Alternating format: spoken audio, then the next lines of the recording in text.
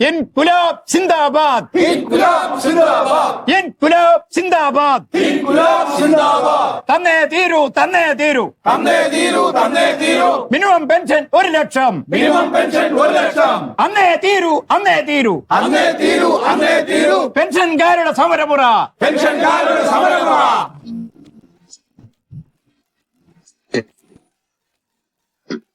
സാറേ, പെൻഷന്റെ ഒരു കാര്യത്തിന് വേണ്ടി വന്ന സാറേ.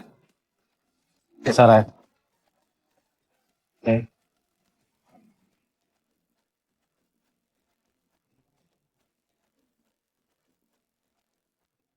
നമസ്കാരം സാറേ. എന്തേ? അതൊരു പെൻഷന്റെ കാര്യത്തിന് വന്നതാണ്.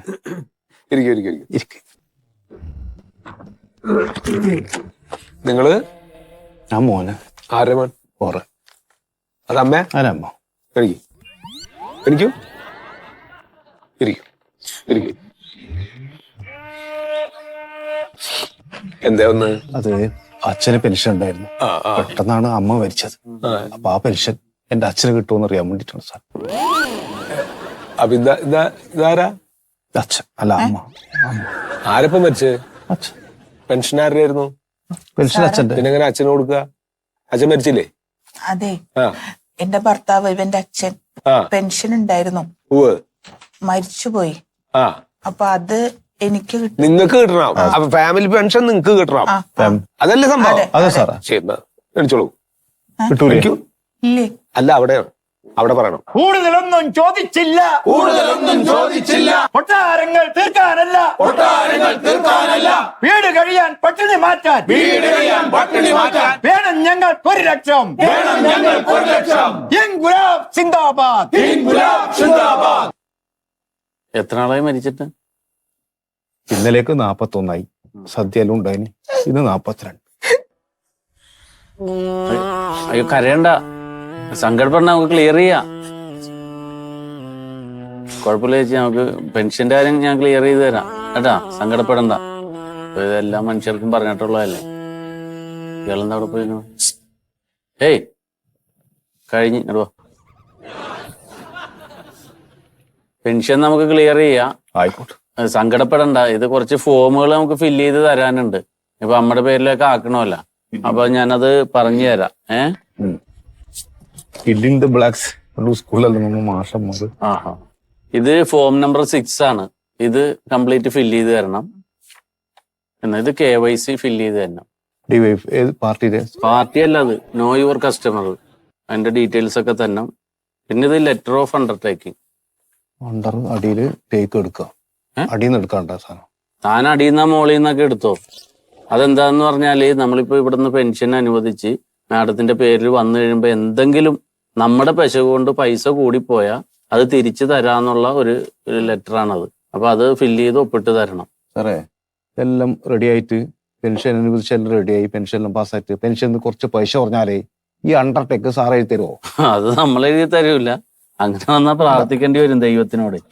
പിന്നെ ഇതൊരു ഫോം കൂടി ഉണ്ട്, നോമിനേഷൻ ഫോം. എന്തിനാ? അതിപ്പോ ഈ പെൻഷൻ കിട്ടിക്കഴിഞ്ഞിട്ട് മാഡത്തിന്റെ കാലശേഷം ആ പെൻഷൻ അർഹരാരൊക്കെയാണെന്നിട്ടുള്ള ഒരു സമ്മതപത്രമാണത്. ഇപ്പൊ എഴുതി കണക്കാണ്. അത് പറഞ്ഞിട്ട് അല്ല, നമുക്കത് ഫില്ല് ചെയ്തിട്ട് അത് ഒപ്പിട്ട് തരണം. പിന്നെ ഇതൊരു PTSB, ഒരു അക്കൗണ്ട് എടുക്കണം മാഡത്തിന്റെ പേരിൽ. അതിനുള്ള ഫോമാണ്, ഫില്ല് ചെയ്യണം. അതുപോലെ മാഡത്തിന്റെ പേരിൽ എടുക്കണം. പിന്നെ ആധാർ കാർഡ്, പാൻ കാർഡ്, ഹസ്ബൻഡിന്റെ ഡെത്ത് സർട്ടിഫിക്കറ്റ്, പിന്നെ ഒരു നോൺ റീമാരേജ് സർട്ടിഫിക്കറ്റ് വേണം. അതെന്ന് പറഞ്ഞാൽ ഈ ഭർത്താവിന്റെ മരണശേഷം വേറെ കല്യാണം കഴിച്ചിട്ടില്ല എന്നുള്ളൊരു സർട്ടിഫിക്കറ്റ് ആണ്. അത് വില്ലേജിൽ നിന്ന് എഴുതി തരും. 41 ദിവസമായിട്ട് മരിച്ചിട്ട് വേറെ കല്യാണം കഴിക്കാനാ? കല്യാണം കഴിക്കാൻ എന്തിനാ 41 ദിവസം? 1 മണിക്കൂർ പോരെ? മനുഷ്യന്റെ കാര്യമല്ലേ. കഴിക്കണോ? പിന്നെ പാസ്ബുക്ക് ഇല്ലേ, പാസ്ബുക്ക്, പെൻഷൻ പാസ്ബുക്ക്, അപ്പൊ അതും കൂടി വെക്കണം. അപ്പൊ ഇതൊക്കെ ഫില്ല് ചെയ്ത് എല്ലാ സർട്ടിഫിക്കറ്റും പാസ്ബുക്കുമായിട്ട് നിങ്ങൾ പോവാ, നമുക്ക് ക്ലിയർ ചെയ്ത് തരാം.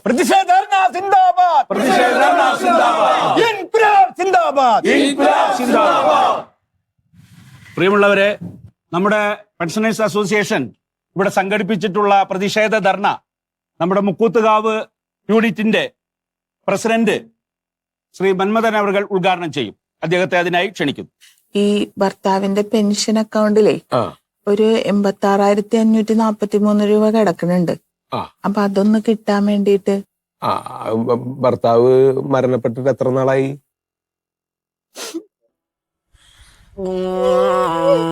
അല്ല അത്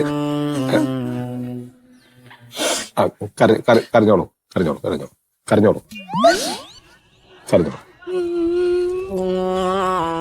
കരഞ്ഞിട്ട് മതി.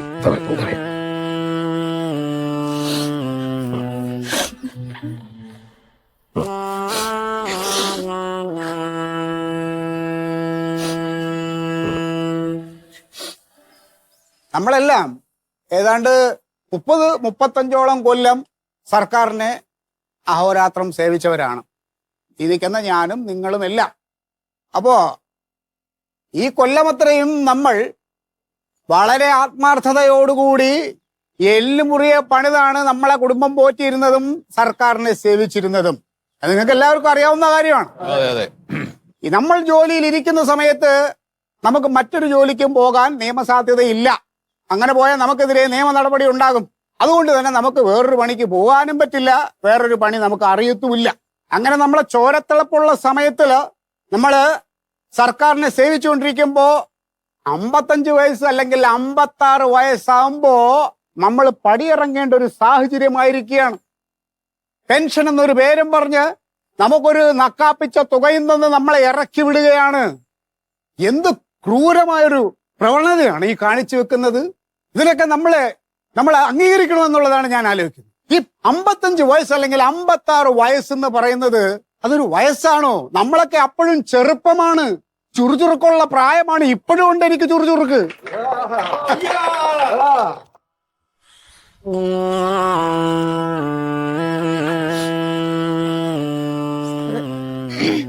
സാറേ കഴിഞ്ഞോ കഴിഞ്ഞോ സാറേ, അപ്പൊ ഇതില് ഒരു 86,543 രൂപയുണ്ട്. അപ്പൊ അതൊന്നും ഇങ്ങോട്ട് കിട്ടാൻ വേണ്ടിയിട്ട്. അല്ല അതിപ്പോ 1000 രൂപയാണെങ്കിലും അങ്ങനെ കിട്ടില്ല. അതിന്റെ ഒരു പ്രൊസീജിയർ ഉണ്ട്. അതെന്താന്ന് വെച്ചാല് ഇപ്പൊ ഈ മരിച്ച വ്യക്തിയുടെ ലീഗൽ ഹയർ സർട്ടിഫിക്കറ്റ് വേണം. പിന്നെ മാത്രമല്ല പൈസ മേടിക്കാൻ വരുമ്പോ മരിച്ച വ്യക്തിയുടെ അനന്തരാവകാശികളെ എല്ലാവരും കൂടി വരണം. ഞാനും ഇവനും മാത്രമേ ഉള്ളൂ. അല്ല അതായത് എനിക്ക് മനസ്സിലായി. അതിൽ കാര്യം വില്ലേജ് ഓഫീസർ പറയണം. അപ്പം വില്ലേജ് ഓഫീസറോട് ഇവിടെ വന്ന് ഇവിടെ ഒന്നും പറയല്ല, അദ്ദേഹം സർട്ടിഫൈ ചെയ്യണം. അപ്പൊ അവിടെ പോയിട്ട് സർട്ടിഫിക്കറ്റ് മേടിക്കണം. അതെ അതെ, അത് നിങ്ങൾ ചെന്നാ മതി, ഇത് കാര്യം പറഞ്ഞാൽ മതി കേട്ടോ. വില്ലേജിൽ പോണം കേട്ടോ. ശരി ശരി ആയിക്കോട്ടെ.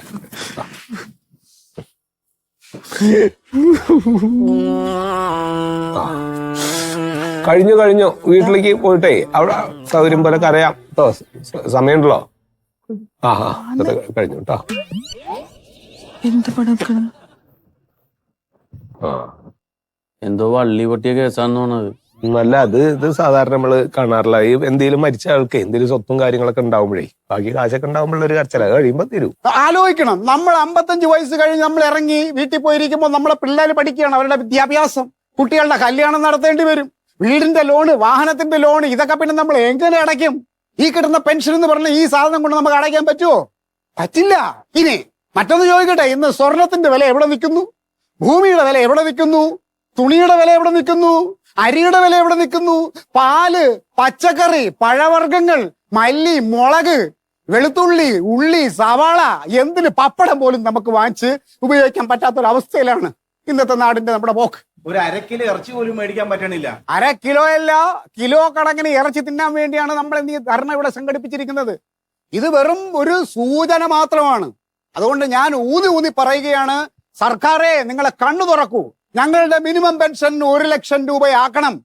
1 ലക്ഷം രൂപ കൊണ്ട് പോലും ചിലപ്പോൾ നമ്മുടെ ഇന്നത്തെ ജീവിത ഈ വില ഇങ്ങനെ നിൽക്കുന്ന സാഹചര്യത്തിൽ ചിലപ്പോൾ നമ്മുടെ ചെലവ് കഴിഞ്ഞു പോയെന്ന് വരില്ല. എങ്കിലും ഞങ്ങൾ അഡ്ജസ്റ്റ് ചെയ്തോളാം. 1 ലക്ഷം രൂപ മിനിമം വേതനം ഞങ്ങൾക്ക് തന്നൂടെ? ഞങ്ങൾ 30-35 കൊല്ലം നിങ്ങൾക്ക് വേണ്ടി സേവിച്ചല്ലേ സർക്കാരെ? നിങ്ങളൊന്ന് കണ്ണു തുറക്കൂ. അപ്പോ നമ്മുടെ ഈ സമരം വിജയിക്കുന്നതുവരെ നമ്മൾ ഇവിടെ ധർണയായിട്ട് മുന്നോട്ട് പോകും. ഈ ധർണ ഉദ്ഘാടനം ചെയ്യാനായിട്ട് ഞാൻ പ്രഖ്യാപിക്കുകയാണ്. സമരം വിജയിക്കുന്നതിന്റെ ഏതറ്റം വരെയും ഞാൻ പോകാനുണ്ടാകും. നിങ്ങൾ എല്ലാവരും എന്നോടൊപ്പം ഉണ്ടാകും എന്നുള്ള പ്രതീക്ഷയോടുകൂടി ഞാൻ എന്റെ വാക്കുകൾ നിർത്തുന്നു. ജയ് ഹിന്ദ്. ഇൻകുലാബ് സിന്ദാബാദ്, ഇൻകുലാബ് സിന്ദാബാദ്, ധർണാ സമരം സിന്ദാബാദ്, ധർണാ സമരം സിന്ദാബാദ്. മിനിമം പെൻഷൻ തന്നേ തീരൂ, അന്നേ തീരൂ, അന്നേ തീരൂ, അന്നേ തീരൂ, അന്നേ തീരൂ. പെൻഷൻകാരുടെ സമരമുറ, പെൻഷൻകാരുടെ സമരമുറ. കൂടുതലൊന്നും ചോദിച്ചില്ല, പോരാ വീട് കഴിയാൻ പട്ടിണി മാറ്റാൻ, വീട് കഴിയാൻ പട്ടിണി മാറ്റാൻ വേണം ഞങ്ങൾക്ക് 1 ലക്ഷം, വേണം ഞങ്ങൾക്ക് 1 ലക്ഷം. ഇൻകുലാബ് സിന്ദാബാദ്, ഇൻകുലാബ് സിന്ദാബാദ്. അതെ എവിടക്കാ പോയത്? ട്രഷറി അത് കാരണേ കേട്ടില്ല ട്രഷറിക്കോ? എന്തേ? അത് ആ പെൻഷന്റെ കാര്യേ ആ അത് ശരിയാക്കാൻ. എന്താ ശരിയായോ? ഇല്ലല്ല, എന്തേ? അത് വില്ലേജ് ഓഫീസറെ കാണണമെന്ന് പറഞ്ഞു. വില്ലേജ് ഓഫീസിന് എന്താ? അവിടുന്ന് ഒരു പേപ്പർ വേണം. എന്തെല്ലോ ആണ് പറയുന്നത് തയ്യാറാക്കാൻ പറ്റും. അത് ഞാൻ വേറെ കല്യാണം കഴിച്ചിട്ടില്ല എന്നുള്ള പേപ്പർ വേണം. ഇല്ലല്ലോ. ഇല്ല, ആ. പക്ഷെ പേപ്പർ വേണമെന്ന് പറയുന്നു. വില്ലേജ് ഓഫീസിന്ന്. അത് ശരി. പിന്നെ ആ പെൻഷന്റെ അക്കൗണ്ടിലേ കുറച്ച് പൈസ കിടപ്പുണ്ട്. അപ്പൊ അത് എടുക്കണമെങ്കിലും എന്താടാ ലീഗൽ ഹിയർ ലീഗൽ ഹെയർ വേണ്ടി വരും. അത് വേണം. ഓ അപ്പൊ ഒരു കാര്യം ചെയ്യാം. ആരാ മറ്റേ വില്ലേജ് ഓഫീസറെ പരിചയമുണ്ടോ? ഇല്ല, കാര്യം പരിചയമില്ല. അതെ മൊയ്തു എന്ന് പറഞ്ഞിട്ട് കക്ഷിയാണ്. ആ എന്റെ പരിചയം ഉണ്ട്, എനിക്കറിയാം. ഉണ്ട്. അപ്പൊ ഒരു കാര്യം ചെയ്യാം, ഞാനും വരാം. എന്നാ എന്നിട്ട് പോവാ. അല്ല ഇപ്പഴല്ല, നമുക്ക് രാവിലെ പോവാം. അപ്പൊ അത് കയ്യോടെ ശരിയാക്കാം. ശരി. എന്തിനാണ് സമരം? എന്തിനാന്നത്? സമരം എന്തിനാന്ന്? ഇതേ പെൻഷന്റെ കാര്യത്തിനേ പെൻഷൻ വളരെ കുറവാ ഞങ്ങൾക്കൊക്കെ. അപ്പൊ അത് കൂട്ടാൻ വേണ്ടിട്ട് എന്റെ അമ്മക്ക് പെൻഷൻ കിട്ടൂലോ എല്ലാം ശരിയാക്കി കഴിഞ്ഞാൽ. അപ്പൊ അത് കൂടുവോ സമരം ചെയ്താലേ? സമരം ചെയ്ത കൂടാ, അതറിയില്ല. കൂടും. സർക്കാർ അനുവദിക്കണം, എന്നാ കിട്ടും. അമ്മ പോയിക്കോ, ഞാൻ സമരത്തിൽ നിക്കാം. എവിടെ? അത് കൂടുന്നുണ്ടെങ്കിൽ ആയിക്കോട്ടല്ലോ. അതൊന്നും വേണ്ടോ. അനക്ക് സമരത്തിന് ഈ സമരം വിളിക്കാറായിട്ടില്ല, പ്രായമായിട്ടില്ല. കുറച്ചുകൂടി പ്രായം വേണം. ശരി, അപ്പൊ നമുക്ക് നാളെ പോവാം. നാളെ രാവിലെ. ഓ ആയിക്കോട്ടെ. പോവാന്നാ, ബാ.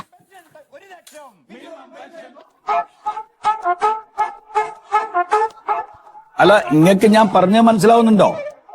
നിങ്ങൾ അവിടെ പോയിട്ട് അവരെ കണ്ടിട്ട് പറയാ വില്ലേജ് ഓഫീസർ മൊയ്തുവാണ് എന്നെ പറഞ്ഞ.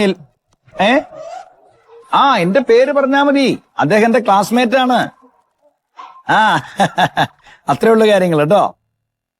എനിക്ക് ചെയ്യാൻ പറ്റുന്നതിന്റെ മാക്സിമം ഞാൻ ചെയ്യും. ബാക്കിയൊക്കെ മൂപ്പര് ചെയ്തു തരും കേട്ടോ. ഞാൻ പിന്നെ MLA ഒന്ന് കാണുകയും ചെയ്യാം. ശരി എന്നാ, ഓക്കെ.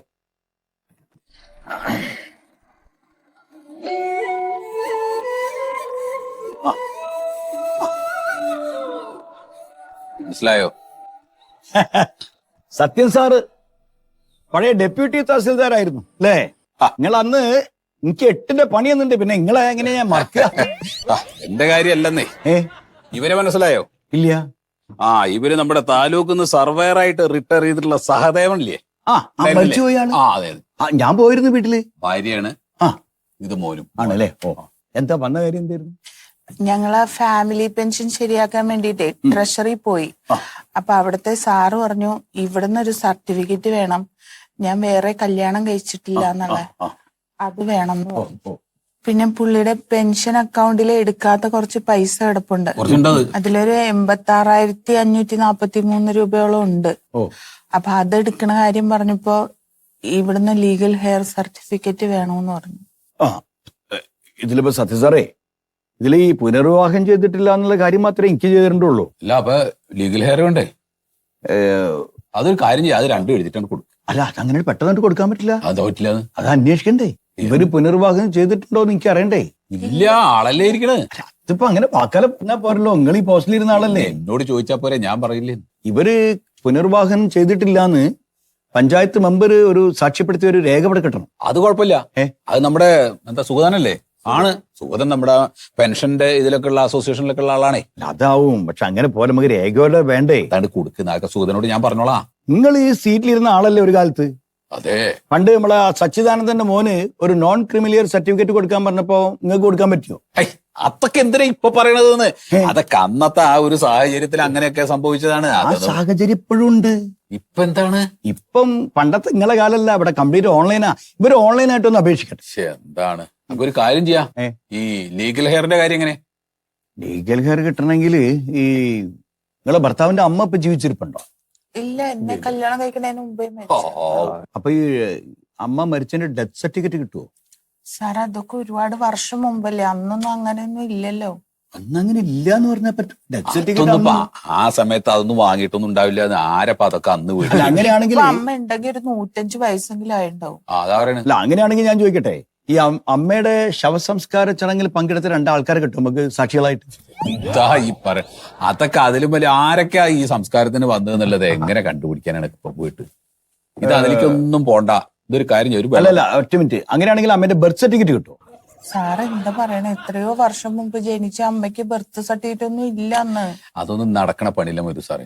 സാറൊരു കാര്യം ചെയ്യും, ഒരു വെള്ള പേപ്പർ എടുക്കുക, എന്നിട്ട് അതിൽ ഈ കാര്യം മറ്റേ സർട്ടിഫിക്കറ്റ് വേണ്ട സംഗതികളൊക്കെ എഴുതിയിട്ട് ഒന്നും ഒപ്പിട്ടിട്ട് ആ സീലും വെച്ചിട്ട് ഇങ്ങോട്ട് തന്നാ മതി.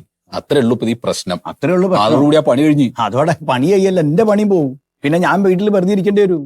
ഇതൊക്കെ ലീഗൽ കാര്യങ്ങളല്ലേ, നിങ്ങൾക്ക് അറിയില്ലേ? ഇതിന്റെ മുറ പോലെയല്ലേ ചെയ്യാൻ പറ്റുള്ളൂ നമുക്ക്. സത്യം സാറേ, അതെന്തെങ്കിലും മനസ്സിലാക്കാത്തത്? അപ്പൊ ഇതിപ്പോ നടക്കില്ല. അല്ല നടക്കൂല എന്ന് ഞാൻ പറയുന്നില്ല, അതിന്റെ മുറ പോലെ നടക്കും. ഈ പറഞ്ഞ കാര്യങ്ങളൊക്കെ കൊണ്ടുവരണം. എന്നാ ഞങ്ങൾ ഇറങ്ങട്ടെ. ഉണ്ടമേ പോവാ. ഉണ്ണിയേ ഇറങ്ങാ.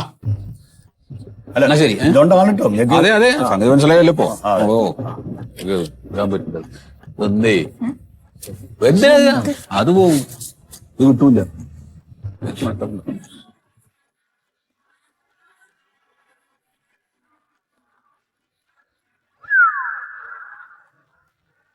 ആയ കാലത്ത് ആൾക്കാർക്ക് ഒരു ഉപകാരം ചെയ്തില്ല. ഇതിപ്പോ വക്കാലത്തിട്ട് വന്നിരിക്കുക. 1 ലക്ഷം റുപ്യ പെൻഷൻ വേണം. അപ്പോ ഇവിടെ ഞാനൊക്കെ രാവും പകൽ അധ്വാനിച്ചിട്ട് എനിക്ക് കിട്ടുന്ന 46,000 റുപ്യ.